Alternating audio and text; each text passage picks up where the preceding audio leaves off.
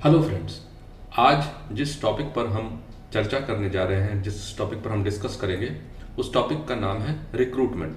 Recruitment एक जो subject है ह्यूमन रिसोर्स मैनेजमेंट, उसका फर्स्ट स्टेप है जहां एम्प्लॉयज़ एम्प्लॉयर के साथ इंटरैक्ट करता है, यानी कि पहली बार कॉन्टैक्ट करता है। ठीक है, तो सबसे पहले हम समझते हैं कि रिक्रूटमेंट का मतलब क्या होता है और उसका डेफिनेशन क्या है। तो अगर हम डेफिनेशन पॉइंट ऑफ व्यू से देखें तो रिक्रूटमेंट का डेफिनेशन ये कहता है कि it is a process of searching for prospective employees and stimulating them to apply for the vacant jobs.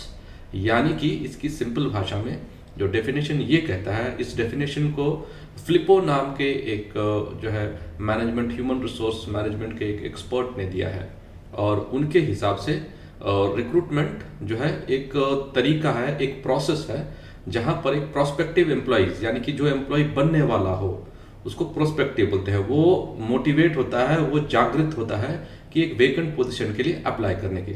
सीधे साधे शब्दों में अगर कहें तो रिक्रूटमेंट का मतलब, अगर सिंपल लैंग्वेज में कहें तो उसका मतलब ये होता है कि इट इज अ प्रोसेस जहां पर आप वेकेंट पोजीशंस के लिए लोगों को अट्रैक्ट करते हो और उनको उन पोजीशंस के लिए भरने के लिए एक पूल क्रिएट करते हो। तो इसके दूसरे शब्दों में अगर समझें तो recruitment is creating a pool of applicants. Pool का मतलब होता है एक जगह जहां पर सारे एप्लीकेशंस को, जॉब एप्लीकेशंस को इकट्ठा करें। ठीक है, तो ये होता है रिक्रूटमेंट का मीनिंग। बिफोर इससे पहले कि हम आगे बढ़ें, एक बेसिक चीज जो आपको समझ लेना बहुत जरूरी है वो है difference between applicant and candidates, क्योंकि ये टर्म बार बार इस्तेमाल होगा। एप्लीकेंट मतलब जो भी जॉब के लिए, एक वेकेंट पोजीशन के लिए अप्लाई करता हो उसे हम एप्लीकेंट कहते हैं। उसने अप्लाई किया इसलिए एप्लीकेंट। जबकि कैंडिडेट्स उन्हें कहा जाता है जिसने अप्लाई ही सिर्फ नहीं किया बल्कि जॉब के वैकेंसी के लिए जो मिनिमम रिक्वायरमेंट्स दिए हुए हैं। ठीक है ना, जॉब डिस्क्रिप्शन में मिनिमम रिक्वायरमेंट्स दिया रहता है, डिस्क्रिप्शन डिस्क्राइब करता है, स्पेसिफिकेशन बताता है स्किल्स और क्वालिफिकेशंस में। तो मिनिमम रिक्वायरमेंट जो है वो जॉब स्पेसिफिकेशन में दिया होता है। ठीक है, तो जॉब डिस्क्रिप्शन और स्पेसिफिकेशन के बारे में डिटेल से जानना है तो हमारा ऑलरेडी एक वीडियो उस पर बना हुआ है, और उस वीडियो का लिंक मैं जो है डिस्क्रिप्शन बॉक्स में दे दूंगा, आप उसे देख सकते हो। तो जो डिस्क्रिप्शन स्पेसिफिकेशन टॉक्स अबाउट कि क्या मिनिमम रिक्वायरमेंट्स है। जो भी कैंडिडेट मिनिमम रिक्वायरमेंट्स को मीट करता हो उसे कैंडिडेट कहेंगे। अब ये कौन डिसाइड करेगा कि वेदर जो है वो जो जॉब जिसने अप्लाई किया है वो मीट करता है कि नहीं, ये कंपनी डिसाइड करेगी। क्योंकि कैंडिडेट तो किसी भी हाल में वो समझ सकता है कि हाँ अब मैं मीट करता हूँ मिनिमम रिक्वायरमेंट्स। मिनिमम रिक्वायरमेंट क्या हो सकता है, जैसे educational qualification, experience, salary, profile perfectly match हो रहा है कि नहीं, ये सब चीजें मिनिमम रिक्वायरमेंट जिसे कहते हैं। तो ये कंपनी डिसाइड करेगी कि जो कैंडिडेट है वो मिनिमम रिक्वायरमेंट्स मीट करता है कि नहीं। तो ये होता है डिफरेंस बिटवीन एक एप्लीकेंट और एक कैंडिडेट में। Applicant who applies for the job, candidate who full not only applies but also fulfils the minimum requirements. जो मिनिमम रिक्वायरमेंट है, चाहे एज हो, एजुकेशन हो, जेंडर हो, जो भी हो, मिनिमम जो फुलफिल करता है उसे कैंडिडेट कहते हैं। अब हम चलते हैं अलग अलग एस्पेक्ट्स ऑफ रिक्रूटमेंट को समझते हैं। तो सबसे पहले जिस पॉइंट पर हम जो है समझते हैं वो है कैरेक्टरिस्टिक्स ऑफ रिक्रूटमेंट, जिसे कई जगह पर फीचर्स ऑफ रिक्रूटमेंट भी कहा जाता है। ठीक है, फीचर्स, कैरेक्टरिस्टिक्स, उसका चरित्र, उसका नेचर क्या होता है, इसी को बोलते हैं कैरेक्टरिस्टिक्स। ठीक है, तो सबसे पहला कैरेक्टरिस्टिक्स होता है रिक्रूटमेंट का, it's a very important process, बिल्कुल to get the most important candidates. ठीक है, तो पहला कैरेक्टरिस्टिक्स होगा टू अट्रैक्ट एप्लीकेंट्स। मतलब एप्लीकेंट जैसे मैंने whoever apply for the job, ठीक है, तो उनको अट्रैक्ट करना, कंपनी को लोगों को अपने तरफ अट्रैक्ट करना। कैसे लोगों को, जो मिनिमम रिक्वायरमेंट को फुलफिल करता हो। ठीक है, वैसे लोगों को अपने तरफ अट्रैक्ट करना। कैसे, जिनके पास रिक्वायर्ड स्किल्स हो, बिहेवियर हो, एटीट्यूड हो, उन लोगों को वेकेंट पोजीशन के लिए अप्लाई करना एक बड़ा इंपॉर्टेंट कैरेक्टरिस्टिक है रिक्रूटमेंट का। दूसरा क्या है, to maintain adequate manpower resources, यानी कि रिक्रूटमेंट मदद करता है कंपनी को, रिक्रूटमेंट प्रोसेस कंपनी की मदद करता है कि खाली वैकेंसीज को भरा जाए। ठीक है, तीसरा इंपॉर्टेंट जो कैरेक्टरिस्टिक्स है वो है it creates a pool of applicants. जैसे मैंने कि अभी थोड़ी देर पहले ही बताया, पूल ऑफ एप्लीकेंट्स मतलब जहां एक ऐसी जगह, अब पूल तो कोई जो बात कर रहे हैं, क्योंकि आजकल सारी चीजें ऑनलाइन होती है। पहले क्या होता था, मोटे मोटे फाइल्स होते हैं, फाइल्स में हार्ड कॉपीज मेंटेन होता था, तो उसको पूल ऑफ एप्लीकेंट्स बोलते थे। आजकल फाइल वाला सिस्टम ऑलमोस्ट खत्म होने को आया है, तो अब जो है सॉफ्ट कॉपीज मेंटेन किया जाता है इन फोल्डर्स और in let's say hard disk और इन क्लाउड, जिस पर भी हो। तो वहां पर जो एप्लीकेशंस होते हैं वो भी रिक्रूटमेंट की मदद करता है। चौथा इंपॉर्टेंट जो फीचर और कैरेक्टरिस्टिक्स है, it is a matching process. मतलब जैसे मैच मेकिंग होती है ना शादियों में, तो वैसे ही द एप्लीकेंट और द कैंडिडेट कंपनी को देखता है और कंपनी कैंडिडेट को देखता है, तो ये मैच करते हैं, दोनों डिसाइड करते हैं कि कंपनी ज्वाइन करना है या नहीं, या और on the other side job offer देना है या नहीं।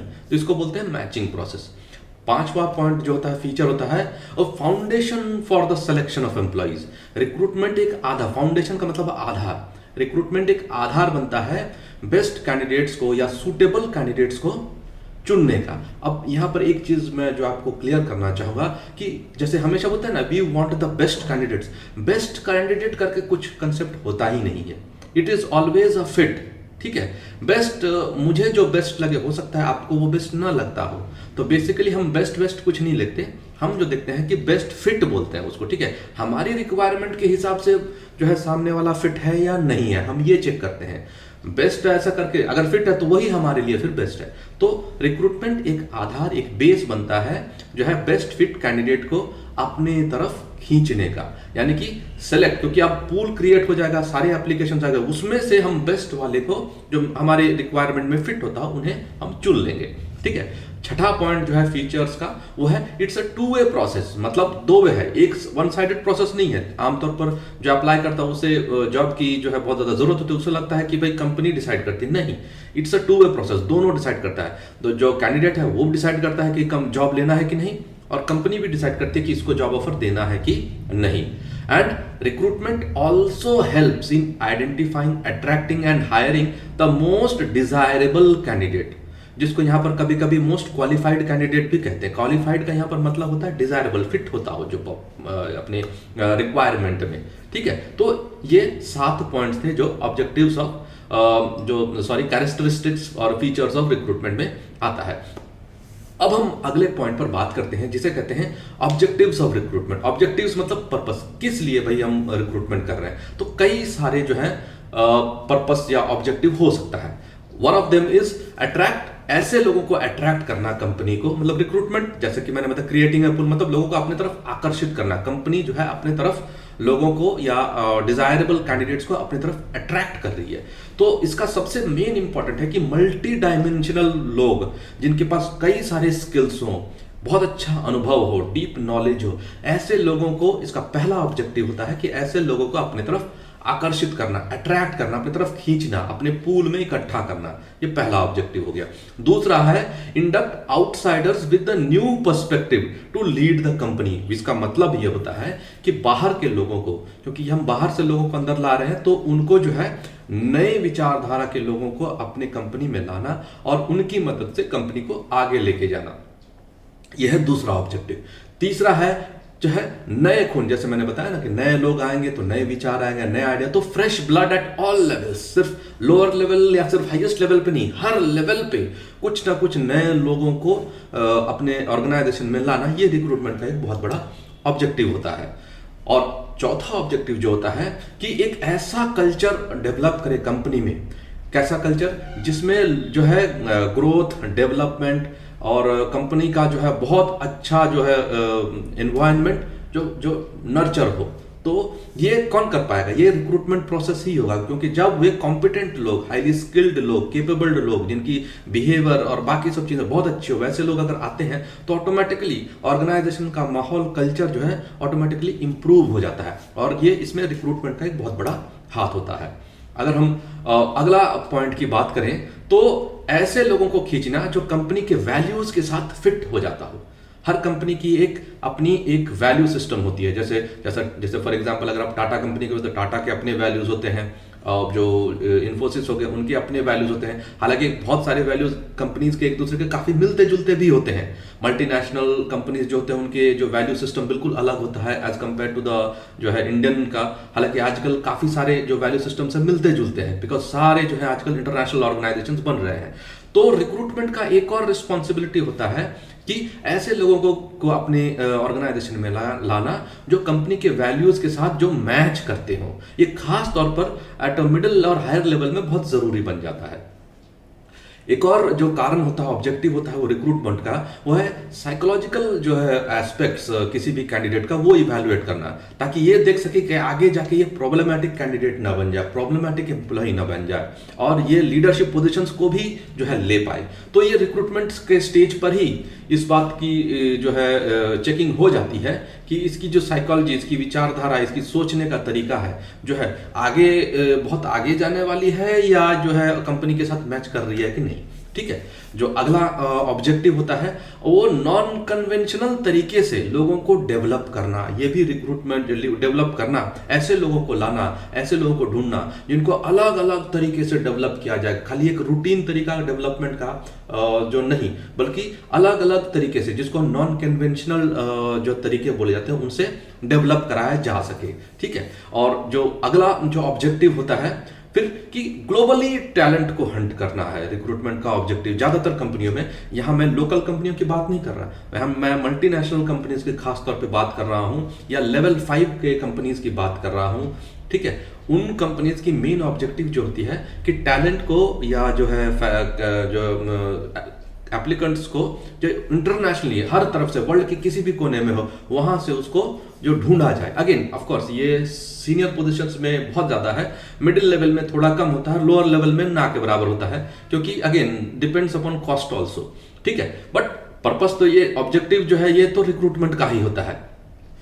अगला जो ऑब्जेक्टिव रिक्रूटमेंट का होता है वो है एंट्री पे दैट कंपीट्स ऑन क्वालिटी। मतलब पे का जो सिस्टम है, उसका सैलरी है, उसको डिजाइन इस तरीके से करे, यानी कि डिजाइन द एंट्री पे, मतलब जब वो घुसे कैंडिडेट उस समय ही उसकी सैलरी इस तरीके से डिजाइन करे कि वो existing employees as well as those who are outside the organisation, मतलब जो दूसरे कंपनीज में जो सैलरी है उन दोनों के बीच में कहीं एक सामंजस्य बना करके उस तरह का सैलरी दे। इससे क्या होगा, ताकि अंदर के लोगों को भी ये ना लगे कि नया वाले को ज्यादा दे दिया, और बाहर के और जो आए और बाहर के कंपटीशन में ऐसा ना लगे कि भाई आए और कुछ दिनों बाद छोड़ के चले गए क्योंकि उन्हें लग रहा है कि अंदर कम सैलरी मिल रही है। तो सैलरी इस तरह से डिजाइन करे कि भाई जो नया बंदा आए वो एग्जिस्टिंग एम्प्लॉयज के साथ बैलेंस होकर चल पाए। ठीक है, और एक और आखिरी जो ऑब्जेक्टिव होता है रिक्रूटमेंट का कि वो होता है कि फ्यूचर के पोजीशंस को ध्यान में रखते हुए पहले ही एंटिसिपेट कर ले। कैसे पहले एंटिसिपेट कर पाएंगे recruitment team? Depending upon future में क्या क्या प्रोजेक्ट्स कंपनी लेने की सोच रही है, उसको ध्यान में रखते हुए जो है लोगों को ढूंढे कि भाई अगर ये प्रोजेक्ट आ रही है तो अकॉर्डिंगली किस टाइप का जो है लोगों की हमें जरूरत पड़ेगी, कैसे स्किल्स होने चाहिए, कैसे बिहेवियर होने चाहिए, उन लोगों को कैसे अनुभव होना चाहिए, इसका पहले से ही जो एक एंटिसिपेशन लगा ले, एक जो है आइडिया हो जाना चाहिए, और उसी हिसाब से अपना सर्च स्ट्रेटेजी यानी कि लोगों को ढूंढना शुरू करें। तभी तो वो लोगों को अट्रैक्ट कर पाएंगे, जान पाएंगे कहां वो लोग मिलेंगे, और फिर उनको अट्रैक्ट करें और अपने वेकेंट पोजीशंस के लिए उनको सेलेक्ट करें। ठीक है, अब हम अपने अगले टॉपिक पर चलते हैं जिसको बोलते हैं इंपॉर्टेंस ऑफ रिक्रूटमेंट, माने कि रिक्रूटमेंट की महत्वता। क्या होती है रिक्रूटमेंट की महत्वता? सबसे पहले क्यों ये बहुत ज्यादा इंपॉर्टेंट है? बिकॉज ये अट्रैक्ट और एनकरेज करती है लोगों को अपने वेकेंट पोजीशंस के लिए अप्लाई करने के लिए। और सिर्फ अप्लाई, ये वो लोग ही नहीं, ये कैंडिडेट की बात कर रहे हैं, ये सिर्फ वो नहीं जो अप्लाई, जो एप्लीकेंट्स की बात नहीं कर रहे। यहां पर हम ऐसे लोगों की बात कर रहे हैं कि जो लोग एकदम परफेक्टली फिट बैठ रहे हों अपनी वैकेंसीज के लिए, एटलीस्ट मिनिमम तो फिट हो ही रहे हैं, उन दे गेट अट्रैक्टेड, वो आकर्षित हो कंपनी की तरफ, वो वैकेंसी की तरफ, और अप्लाई करे फॉर दोज पोजीशंस, और अगर उन्हें ऑफर दे तो वो एक्सेप्ट भी करे। ये होता है रिक्रूटमेंट। अगर परफेक्शन की तरफ चला जाए तो अगर रिक्रूटमेंट जो स्ट्रैटेजी बहुत अच्छी हो या बहुत इंपॉर्टेंटली उसको सीरियसली ले लिया गया हो तो ऐसे जो है उनकी हिट रेशियो बहुत ज्यादा हो जाती है। दूसरा इंपॉर्टेंस जो होता है, एक टैलेंट पूल जो हमने बात किया, वो पूल इतनी बढ़िया हो कि उसमें जो है रिजेक्शन रेट्स काफी कम हो। ठीक है, और पूल तो क्रिएट और उसमें से बेस्ट कैंडिडेट्स को सिलेक्ट करना, जैसे कि हमने बताया बेस्ट मतलब बेस्ट फिट कैंडिडेट्स को चुनना कंपनी के लिए। एक जो है कई सारे ऑप्शंस मिले, उन्हें वैरायटी मिले, ताकि वो भी देख सके कि फ्रेश आइडियाज किसके पास है, किसे हम ले सकते हैं अपने डिजायरेबल सैलरी को देकर। फिर उसके बाद एक और इंपॉर्टेंस रिक्रूटमेंट का होता है कि वो प्रेजेंट और फ्यूचर रिक्वायरमेंट्स को देखते हुए अपना जॉब एनालिसिस बनाए। जॉब एनालिसिस हमने पहले ही बता दिया, पहले ही वीडियो में हमने आपको समझा दिया है। तो जॉब एनालिसिस के हिसाब से, यानी कि जॉब डिस्क्रिप्शन और स्पेसिफिकेशन के मद्देनजर जो है फ्यूचर रिक्वायरमेंट्स को जो है मीट करना शुरू कर दे या उस पर काम करना शुरू कर दे। तब ये कैसे होगा? जब पर्सनल के बारे में प्लानिंग उनके पास हो। ठीक है, अगला जो इंपॉर्टेंस है रिक्रूटमेंट का है वो है कि रिक्रूटमेंट एक बड़ा इंपॉर्टेंट प्रोसेस है जो एम्प्लॉयर को एम्प्लॉइज के साथ कनेक्ट करता है, लिंक करता है। ये रिक्रूटमेंट ही पहला स्टेप है, क्योंकि इसी समय जो एप्लीकेंट है वो बायोडाटा अप्लाई करता है, और अगर वो मिनिमम क्वालिफाइड रिक्वायरमेंट फिल कर जाता है तो उसका first step that is call for an interview होता है। वहां से स्टेप नंबर 1 शुरू हो जाता है। तो it's a link that establishes between employer and employees. ठीक है, पांचवा इंपॉर्टेंट पॉइंट जो है इस जो जॉब एप्लीकेंट्स हैं, जो भी अप्लाई कर रहे हैं, उनकी एप्लीकेशंस में मिनिमम कॉस्ट इन्वॉल्व हो, क्योंकि कॉस्ट रिक्रूटमेंट का कॉस्ट जो होता है कई बार बहुत ज़्यादा हो जाता है और कंपनी को ये बहुत ज़्यादा जो पिंच करती है, चोट पचत कि भाई इतनी महंगी क्यों हो रही है रिक्रूटमेंट प्रोसेस। ठीक है, तो रिक्रूटमेंट का एक और इम्पॉर्टेंस ये भी होता है, ये जो है उसका एक इम्पॉर्टेंट रोल होता है टू इंश्योर कि भाई कॉस्ट कम से कम रखा जाए फॉर हायरिंग अ कैंडिडेट को फाइनल स्टेज तक और कंपनी में ज्वाइन कराना तक का कॉस्ट कम होना चाहिए। ये तब होगा। और अनदर एक और जो छठा पॉइंट है हमारा, वो इंपॉर्टेंस हाईलाइट करता है रिक्रूटमेंट का, कि वो है कि भाई the success rate of selection. एक तो रिक्रूटमेंट मतलब पूल क्रिएट कर लिया, अब उस पूल से बेस्ट कैंडिडेट या बेस्ट फिट कैंडिडेट को चुनना, ठीक है ना, जिसका success rate it should be very very high, और कम से कम ऐसे लोग आए जो या तो अंडर क्वालिफाइड है या ओवर क्वालिफाइड है। ये भी रिक्रूटमेंट का ही जवाबदारी है। ये अगर रिक्रूटमेंट ने अपनी इंपॉर्टेंस महत्वता को समझी है तो वो क्या करेंगे, वो उनके पास अंडर क्वालिफाइड लोग भी कम अट्रैक्ट होंगे और ओवर क्वालिफाइड लोग भी कम अट्रैक्ट होंगे। यानी कि उनके पूल में बहुत ज्यादा जो है मिलते जुलते कैंडिडेट्स या जो ऐसे कैंडिडेट जो उनके रिक्वायरमेंट में बहुत अच्छा बैठते हैं वैसे ही आएंगे। वरना ज्यादातर केसेस में क्या होता है, अगर रिक्रूटमेंट ने अपनी रोल का अपनी महत्वता खो दी तो फिर क्या होगा, अननेसेसरी लोग अप्लाई करते बैठेंगे जिनका इस जॉब से कोई लेना देना ना हो, तो सक्सेस रेट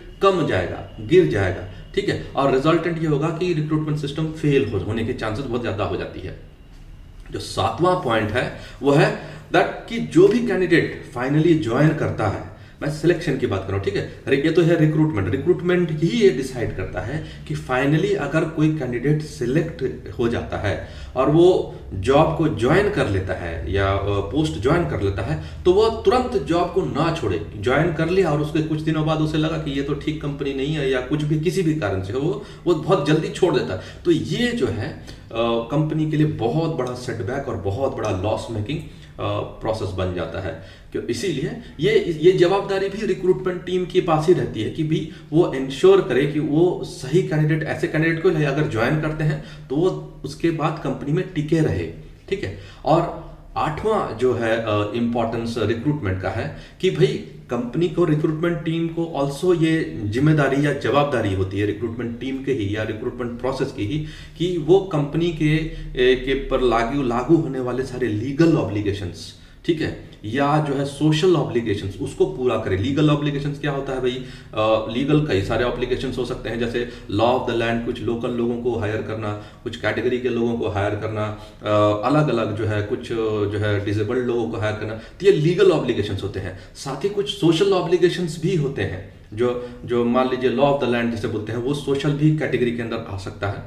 तो उन लोगों को भी जो है ऑर्गेनाइजेशन में जगह देना, ये जो है ये रिक्रूटमेंट के ऊपर एक और बड़ी जिम्मेदारी होती है। और उसके बाद जो अगला जो तरीका होता है, जो नौवां तरीका होता है कि ये begin identifying and preparing potential job applicants who will be appropriate candidates. ऐसे लोगों को जो एप्लीकेशन पूल्स में जिनको खींचा गया है, ठीक है, उन लोगों को इस तरीके से जो है ट्रीट करना कि जैसे कि वो फ्यूचर वो ही जाके कैंडिडेट बनेंगे और वो ही जाके ज्वाइन करेंगे, ताकि उनका एक पॉजिटिव जो है, उनके प्रति एक पॉजिटिव जो है भाव तैयार हो, कंपनी के बारे में इमेज तैयार हो। और तो ये भी जो है रिक्रूटमेंट जो है टीम के ऊपर ये जो है ये इंपॉर्टेंस आ जाती है, ठीक है। और आखिर में जो 10वां जो है इंपॉर्टेंस होता है रिक्रूटमेंट टीम का, कि वो अलग अलग टेक्निक्स यूज करे, बिकॉज आजकल बहुत सारे रिक्रूटमेंट के बहुत सारे तौर तरीके होने लगे हैं, ठीक है। चाहे ऑनलाइन में भी बहुत सारे तौर तरीके हो गए हैं, इंटरव्यूइंग के दौरान भी बहुत सारे तौर तरीके नए नए आ गए हैं। तो वो हर बार नए नए तकनीक, नए नए सिस्टम्स, नए नए प्रोसेसेस, रिक्रूटमेंट हायरिंग के प्रोसेसेस का भी टेस्टिंग करे, यूज करे, ताकि नए नए जो है जानकारी प्राप्त हो, परफेक्ट कैंडिडेट ही मिले, इधर उधर के कैंडिडेट्स कम से कम ऑर्गेनाइजेशन में आए, क्योंकि जैसे ज्यादा लोग वैसे आएंगे, ज्यादा वैसे लोग अट्रैक्ट होंगे कंपनी में, कॉस्ट जो है रिक्रूटमेंट का बढ़ता चला जाएगा, ठीक है। तो ये हो गए 10 अलग अलग ways which highlights the importance of recruitment, जो रिक्रूटमेंट की महत्वता को दर्शाती है। अब हम जो है 2 इंपॉर्टेंट चीजों की बात करेंगे, वो है इंटरनल फैक्टर्स जो रिक्रूटमेंट को इन्फ्लुएंस करती है, और एक्सटर्नल फैक्टर्स जो रिक्रूटमेंट की को इन्फ्लुएंस करती है। तो सबसे पहले हम डिस्कस करते हैं 4 ऐसे फैक्टर्स जो इंटरनल रिक्रूटमेंट को इन्फ्लुएंस करती है। सबसे पहला, साइज ऑफ द ऑर्गेनाइजेशन, मतलब ऑर्गेनाइजेशन कितनी बड़ी है और कितना बड़ा होने का आगे फ्यूचर प्लान है, नियर फ्यूचर में कितना बड़ा होने को प्लान है। जितनी बड़ी है और जितना बड़ा बनना है, जो गैप होगा वही जो है उतने लोग लगेंगे। तो ये इंटरनल फैक्टर्स हो गया, ठीक है। साइज ऑफ द ऑर्गेनाइजेशन कितना बड़ा है, इस पर डिपेंड कर जाएगा कि रिक्रूटमेंट कितना होना है। दूसरा, रिक्रूटिंग पॉलिसी क्या है, ठीक है ना। पॉलिसी का मतलब जो है पॉलिसी एक बड़ा इंपॉर्टेंट, हर कंपनी का अपना एक रिक्रूटमेंट पॉलिसी होता है, ठीक है। और उस पॉलिसी के तहत ही ऑर्गेनाइजेशंस, पॉलिसी यानी कि आप समझ सकते हैं उसूल, ठीक है। तो उसूलों के आधार पर कंपनी जो है हायरिंग करती है। सो अकॉर्डिंगली जो भी उसकी पॉलिसी होगी, ठीक है, चाहे पॉलिसी हो सकती है कि भाई डिसेबल्ड कितने लोगों को लेना है, या कितना कुछ परसेंटेज है, या फिर अगर बात करो तो जेंडर यानी कि महिलाओं को कितना जो है अपने कंपनी में अपॉर्चुनिटी देना है, डिसेबल्ड लोगों को कितना देना है, साथ ही मान लीजिए मिलिट्री से जो रिटायर हो जाते हैं उन लोगों को कितनी अपॉर्चुनिटी देनी है, रिजर्व कैटेगरी को कितने देनी है, ये पॉलिसी मैटर है, ठीक है। एक तो मिनिमम उसमें लीगल क्राइटेरिया आ जाता है, और लीगल से ऊपर जो जाना चाहते हैं वो पॉलिसी के आधार पर वो डिसाइड करते हैं। तो ये भी एक इंटरनल फैक्टर है। तीसरा जो है इंटरनल फैक्टर जो रिक्रूटमेंट को इन्फ्लुएंस करती है, जो वो है ऑर्गेनाइजेशन का इमेज कैसा है, ठीक है। जो ऑर्गेनाइजेशन का जितना बड़ा, जितना एम्प्लॉयर फ्रेंडली इमेज होगा, उनको जो है रिक्रूटमेंट करना उतना आसान हो जाता है, ठीक है। तो ये रिक्रूटमेंट जो है फैक्टर कि भाई कंपनी का इमेज कितना, यहाँ इमेज से मतलब है ब्रांड इमेज, और खास तौर पर ब्रांड इमेज हम सिर्फ ब्रांड यानी कि प्रोडक्ट की बात नहीं कर रहे हैं, बल्कि कंपनी का नाम कितना है लोगों का ख्याल रखने में, ठीक है। तो बहुत सारे ऑर्गेनाइजेशन है जिनके बहुत अच्छे इमेज है। उदाहरण के तौर पर मैं आपको बताना चाहूंगा, टाटा कंपनी वैसी एक हो गई, गूगल हो गया, अमेजॉन हो गए, ये जो ऑर्गेनाइजेशन है, ये इन्फोसिस हो गया, विप्रो हो गया, ये सारे जो है मल्टीनेशनल ऑर्गेनाइजेशंस हो गए हैं, और इनका इमेज बहुत अच्छा है in getting in keeping their employees, यानी कि ये अपने एम्प्लॉयज की रख रखाव में बहुत ज्यादा ध्यान देते हैं, और इसी वजह से इनको हायरिंग में कोई बहुत ज्यादा दिक्कत कभी नहीं आती है, ठीक है। तो इसीलिए जो है इसको कहते हैं, ये फैक्टर बड़ा मैटर कर जाता है कि आप अपने लोगों को किस तरीके से ट्रीट करते हो, वो भविष्य में लोग अट्रैक्ट करने में बड़ा काम आता है। और आखिरी में जो चौथा पॉइंट है, जॉब का इमेज कैसा है, जिस काम को करने जा रहा है उसकी इमेज कैसा है, उस पर भी रिक्रूटमेंट कई बार जो है रिक्रूटमेंट पर बहुत बड़ा असर पड़ जाता है। अगर भाई देखिए, कंपनी बहुत बार ऐसा होता है कि कंपनी तो बहुत अच्छी है, लेकिन जो काम है वो पसंद नहीं है लोगों को, जो भी एक्टिविटी या उसके मुताबिक मन मुताबिक नहीं है, तो भी जो है रिक्रूटमेंट प्रोसेस इन्फ्लुएंस हो जाती है। अब हम बात करते हैं एक्सटर्नल फैक्टर्स की। एक्सटर्नल मतलब बाहरी फैक्टर्स जो रिक्रूटमेंट को असर कर सकता है। सबसे पहला डेमोग्राफिक। डेमोग्राफिक का मतलब होता है एज, जेंडर, ठीक है, एजुकेशन, ये सब बोलते हैं, या ऐसी चीज़ों को डेमोग्राफिक्स बोला जाता है, ठीक है। स्किल्स, ये डेमोग्राफिक फैक्टर, जो जो लोगों की स्किल्स तो नहीं कहेंगे, लेकिन एज, एजुकेशन, जेंडर, ठीक है, ये सब जो है बोलते हैं हम इसको डेमोग्राफिक फैक्टर्स। तो डेमोग्राफिक्स के हिसाब से जो है रिक्रूटमेंट पर काफ़ी असर पड़ता है। किस टाइप के लोग आपको चाहिए, ठीक है, किस क्वालिफिकेशन के लोग चाहिए, मेल चाहिए, फीमेल चाहिए, ये सब चीज़ें जो है मैटर कर जाता है रिक्रूटमेंट में। दूसरा, लेबर मार्केट, किस टाइप के मार्केट से आप वर्कर्स को या स्टाफ को उठाना चाहते हो। अगर आप हाईली क्वालिफाइड लेबर मार्केट देखोगे तो वो बिल्कुल अलग उसका तरीका होता है। अगर आप कैजुअल लेबर चाहिए तो उसका रिक्रूटमेंट का तरीका बिल्कुल अलग होता है। अगर आप जो है नॉर्मल जैसे ग्रेजुएट चाहिए,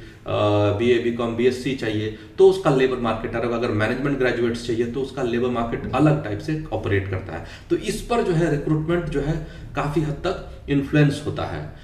जो तीसरा फैक्टर है, एक्सटर्नल फैक्टर है, वो है देश में या उस लोकेशन में अनएम्प्लॉयमेंट की सिचुएशन कैसी है, ठीक है, बेरोजगारी कितना ज्यादा है।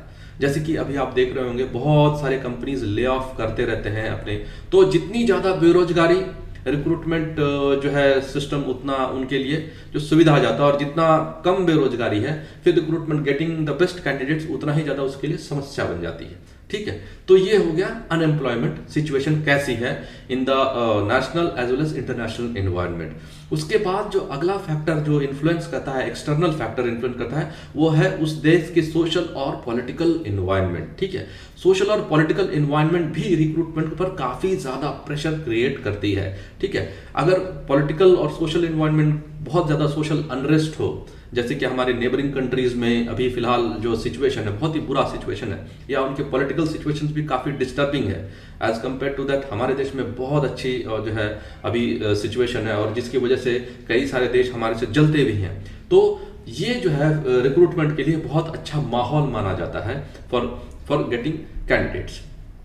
जो अगला फैक्टर है, एक्सटर्नल फैक्टर है, वो है लीगल कंसिडरेशंस, ठीक है। जैसे कि मैंने बताया, कोई भी हायरिंग, जब आप रेगुलर पोस्ट पे हायर करते हो या कॉन्ट्रैक्चुअल पोस्ट पे किसी को हायर करते हो, तो कई सारे लॉज एंड रेगुलेशंस हैं, जो लोकल स्टेट लॉज होते हैं एज वेल एज सेंटर के लॉज होते हैं as well as international laws होते हैं। उन लीगल एस्पेक्ट्स को भी कंसिडर करना पड़ता है while hiring external candidates from external sources, ठीक है। और तो ये हो गए अलग अलग फैक्टर्स ऑफ रिक्रूटमेंट, ठीक है, एक्सटर्नल रिक्रूटमेंट। अब हम बात करेंगे अलग अलग रिक्रूटमेंट मेथड्स के ऊपर, ठीक है। सो कई सारे मेथड्स हैं, ब्रीफली हम सबको देख लेते हैं। पहला मेथड ऑफ जो है रिक्रूटमेंट है वो है वॉक इन के थ्रू। वॉक इन का मतलब होता है कि भाई एक स्पेसिफिक डेट डिसाइड किया जाता है कंपनी के थ्रू के द्वारा, बताया जाता है आसपास के एरियाज में, न्यूज फैला दिया जाता है कि भाई सपोज करिए अमुक अमुक दिन को, यानी कि 1 तारीख को, लेट से जनवरी 1 को सुबह 9 बजे से लेके शाम को 5 बजे तक या दोपहर के 2 बजे तक जो है कोई भी बंदा ये पोजीशंस वेकेंट है, जो आना चाहे, अप्लाई करना चाहिए, डायरेक्टली एप्लीकेशन दे और चुने जाने पर जो है उनको ऑफर दे दिया जाएगा। तो इसे बोलते हैं वॉक इन्स, ठीक है, और कभी कभी राइट इन्स भी बोलते हैं। तो जनरली ये जो है लोअर लेवल या मिडिल लेवल तक ही ये सीमित रहता है। जैसे डेली वर्कर्स के जॉब में, कभी कभी कॉल सेंटर के जॉब्स में भी होता है। लोअर लेवल जो कैजुअल वर्कर्स हो गया, या दिहाड़ी वर्कर्स हो गया, या डेली वर्कर्स हो गए, उनमें ये बहुत ज्यादा कॉमन होता है। हायर लेवल में ये उतना ज्यादा प्रचलित नहीं है।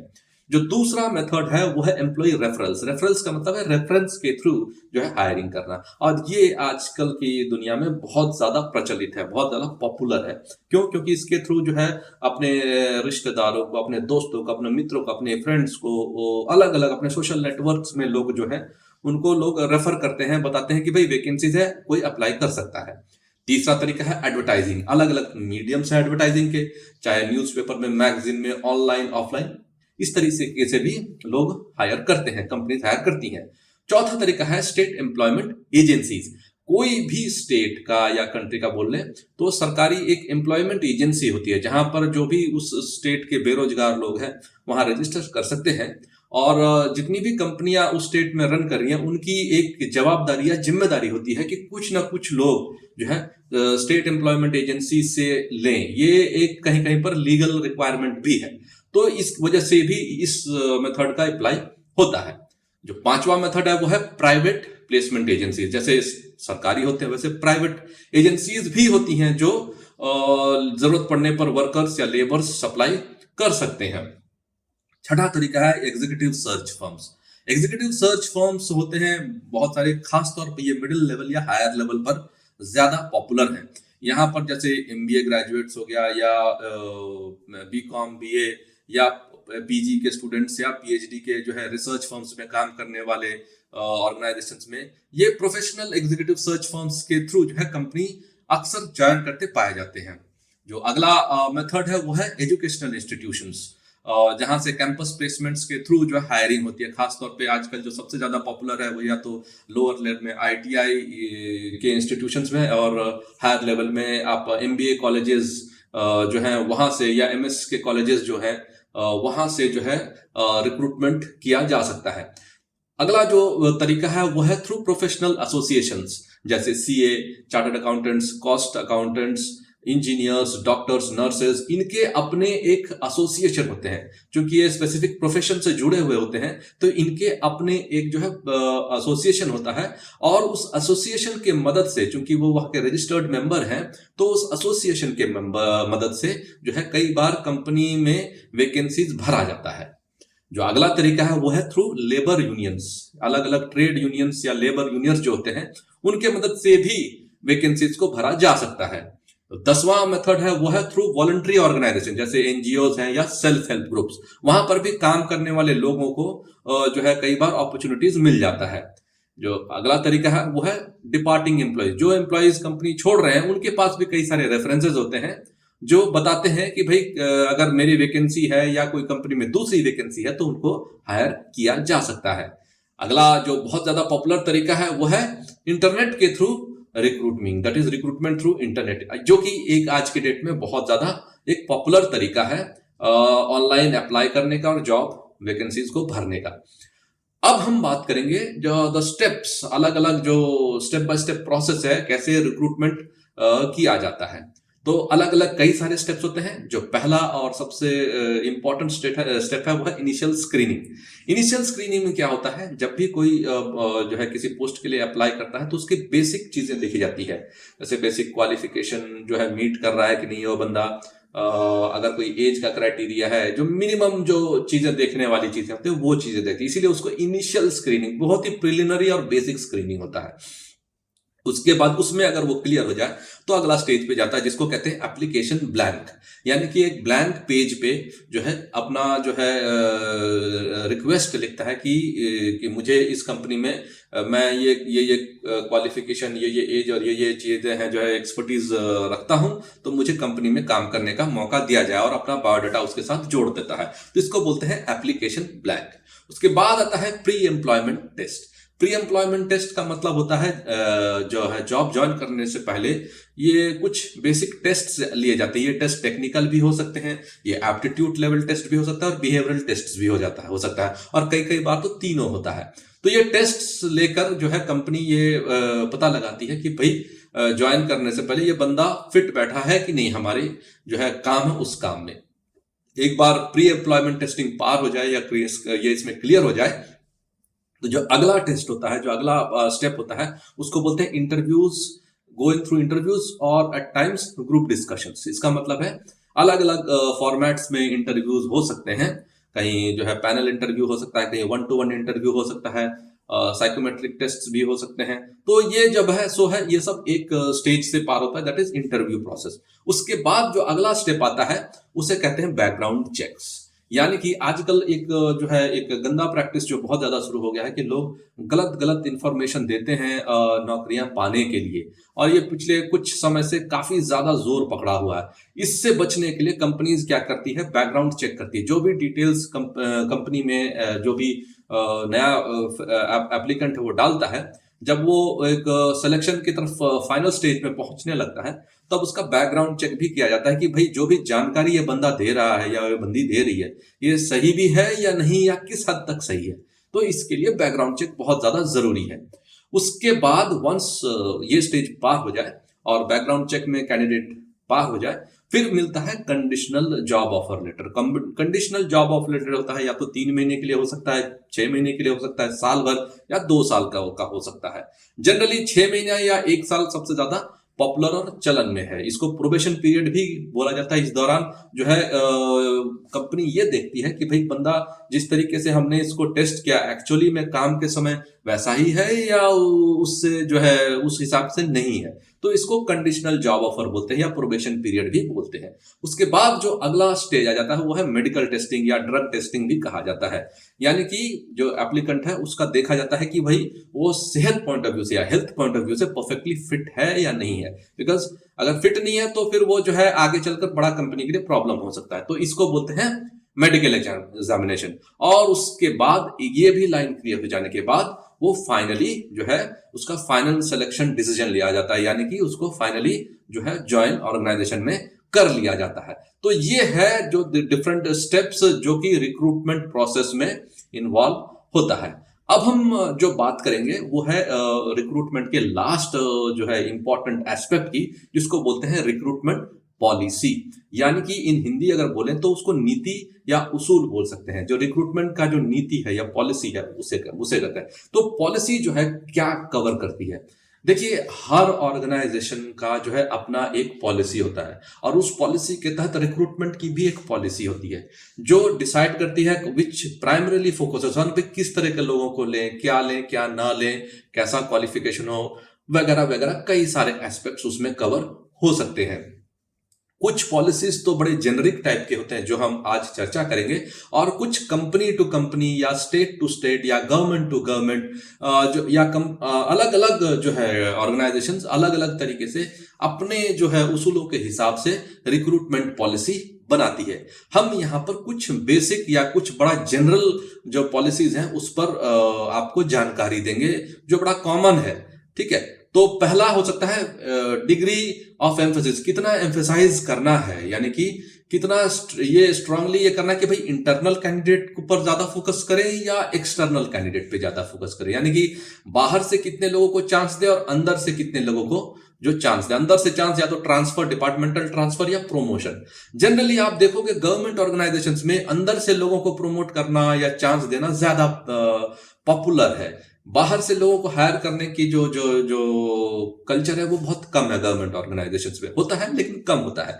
इसके कंपैरिजन में अगर आप मल्टीनेशनल्स की बात करो तो उसमें जो है बाहर से fresh blood, fresh air, fresh innovation, fresh talent को लेने की जो है कवायद या जो प्रोसेस या जो कल्चर है वो बहुत ज्यादा है, because it is of the policy part. ठीक है, दूसरा अगर हम बात करें तो एक और पॉलिसी वाला मैटर हो जाता है कि भाई कितना परसेंटेज ऑफ द स्टाफ और एम्प्लॉयज इन द ऑर्गेनाइजेशन जो है लोकल लोगों का होना चाहिए, या फिर फिजिकली जो चैलेंज लोगों उनका कितने परसेंटेज जो है स्टाफ का टोटल परसेंट कितना उन लोगों में होना चाहिए, रिजर्व कैटेगरी के लोग कितने होने चाहिए, डिफेंस से रिटायर्ड लोगों को कितना होना चाहिए, या जेंडर यानी कि वुमेन कितने जो होने चाहिए। ये भी एक पॉलिसी मैटर में बड़ा एक इंपॉर्टेंट एस्पेक्ट होता है। जो अगला जो है important aspect relating to policy matter is relating to centralisation of the recruitment activities और डिसेंट्रलाइजेशन, यानी कि यूनिट लेवल पे कि भाई जो रिक्रूटमेंट होगा वो सेंट्रली सब चीज फोकस्ड रहेगा या यूनिट लेवल पे, यानी कि एक कंपनी के कई सारे यूनिट्स हो सकते हैं तो हर यूनिट अपना अपना रिक्रूटमेंट खुद देखेगा या सारे रिक्रूटमेंट चीजें जो है सेंट्रलाइज्ड होगी। ये भी एक जो पॉलिसी मैटर हो सकता है। अगला जो है वो फ्लेक्सिबिलिटी कितना दिया जाए with regards to age, gender, qualification, compensation, other service conditions में जो भी सर्विस के कंडीशंस हो सकते हैं उसमें कितना फ्लेक्सिबिलिटी हो, ये भी एक पॉलिसी मैटर जनरली देखा गया है और जो बहुत ज्यादा कॉमन है। यानी कि अगर मान लीजिए 20 साल का जो मान लीजिए 30 साल का कैंडिडेट चाहिए और जो प्रेजेंट मिल रहा है वो 35 साल का है, तो क्या जो है ओवर जो एजेड कैंडिडेट को रखा जाए या नहीं, ये एक पॉलिसी मैटर किस हद तक जो है इसको लिया जाए, या क्या इसको स्पेशल केस मान के जो है चेयरमैन या बोर्ड ऑफ मैनेजिंग कमिटी वो इसको सैंक्शन करेगी। तो ये पॉलिसी मैटर के तहत ही इसको भी कवर किया जा सकता है। अनदर इंपॉर्टेंट जो एस्पेक्ट जो है पॉलिसी मैटर में जो कंसिडर किया जाता है वो है भाई रिक्रूटमेंट वाला पैनल में किस टाइप के लोग होंगे या किस टाइप का कॉम्पोजिशन होगा रिक्रूटमेंट पैनल का, ठीक है, कौन कौन से टाइप के लोग होंगे, क्योंकि और कितने फ्रीक्वेंटली जो है पैनल मेंबर्स चेंज होंगे, साल भर में एक बार चेंज होगा या 2 साल में चेंज होगा या 3 साल में पैनल मेंबर्स चेंज होंगे, किस टाइप का उसका कॉम्पोजिशन होगा, इसको बोलते हैं, ये भी एक पॉलिसी मैटर हो जाता है, ठीक है। और ऑर्गेनाइजेशंस में ये पाया गया है। जो लास्ट एस्पेक्ट है relating to the policy matter है कि भाई budget, that is expenditure, recruitment में कितना हद तक, किस हद तक, कितने अमाउंट या परसेंटेज जो है खर्चा किया जाएगा फॉर हायरिंग फ्रेश ब्लड या इंटरनल या मेथड से। तो क्योंकि खर्चा directly related to financial aspects है, तो ये भी जो है एक पॉलिसी मैटर हो सकता है। तो दोस्तों आशा करता हूं कि आपको हमारा ये वीडियो पसंद आया होगा। बहुत जल्द अगले टॉपिक के साथ आपसे फिर मुलाकात होगी। तब तक के लिए हमारे साथ जुड़े रहिए और अपना तथा अपनों का ख्याल रखिए। धन्यवाद।